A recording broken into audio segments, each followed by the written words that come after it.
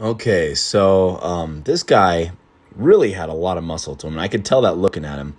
This is a no-gi match, and I was fortunate enough. He put his left leg forward, and when he did that, you can go for something called a single leg, and I could tell he was standing up pretty straight, and he wasn't defending it very well. So I was able to just grab that single leg and take him down to the ground in side control, which is it's a dominant position. It's a good position. So I got some points for the takedown. Now the problem here is, what you don't know, is that I am I am extremely tired. I was not in shape for this. I had 10 fights this night. I think this was fight number 6, and my arms were so exhausted that I could barely hold my phone up. It was just beyond tired, and my whole back, my arms, every part of me was just really, really tired. And I actually got called for stalling here. If you go 20 seconds without trying to make a move, just holding the same position, they'll give you a warning for stalling. And I was stalling. I'll be honest with you. I could feel this guy's strength underneath me. I felt like I was caging a bear, and that bear was trying to get out, and I was using every remaining bit of strength that I had, which was not much, to try and keep this bear contained, as he was thrashing and fighting and kicking and trying to sprawl out. And I was just trying everything that I could to hold in place. That was my second warning for stalling. So I'm getting in trouble here for stalling, and I really did deserve those warnings. I was very tired, I admit. So here I'm trying to figure out a way to do something without getting another warning for stalling. Now the idea here is I'm going to try to go for full mount, but he manages to kind of get up and get around here and get a better position on me. He gets out, and when that happens, I try to go back and get him back in a better position again by getting around his head and neck. I'm hoping for an anaconda here, but I managed instead to get around behind him. He was not very light on his knees at that point. He might have been a little tired too. A lot of us had a lot of fights.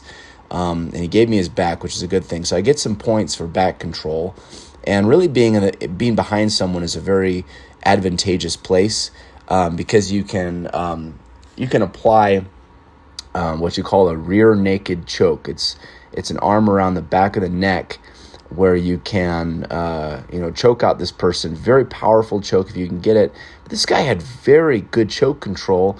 And my arms were absolutely jello at this point. Like, I would push it in there, and I was so exhausted that I just did not have the strength. And I'm right here. I'm like, okay, I'm ahead in points, and this guy is freaky strong, and I have just got to try to hold him down. So I do lose the back control, which was not good for me. And he's trying to get out, and I'm trying to look busy here, but really I'm just hoping to not let him out. Because if I let him out, then he is going to get me in a dangerous position, potentially choke me out or tap me out. There's a lot of different moves that you have to worry about. He could go for my arm and do an arm bar, and then I'd lost twice in this. On that mat over there earlier with people doing arm bars on me, and you can hyperextend the arm, and it really hurts. You can break someone's arm. I did not want that to happen. Fortunately, in jiu-jitsu, though, when you tap, the fight's over, and so you don't have to get hurt. You can just stop. Now here that he manages to come around side and get me in his guard, which really is evidence to the really solid fighter that he is, because I went from back control on this guy, which is a great position, to to him getting me in his guard, which was great. So I stacked him there, and then I managed to get around the side, get side control again, which was lucky for me. He kind of had posted up there, and I managed to kind of get around. Now I'm trying to get on top, but again, he's a great fighter. He's circling around.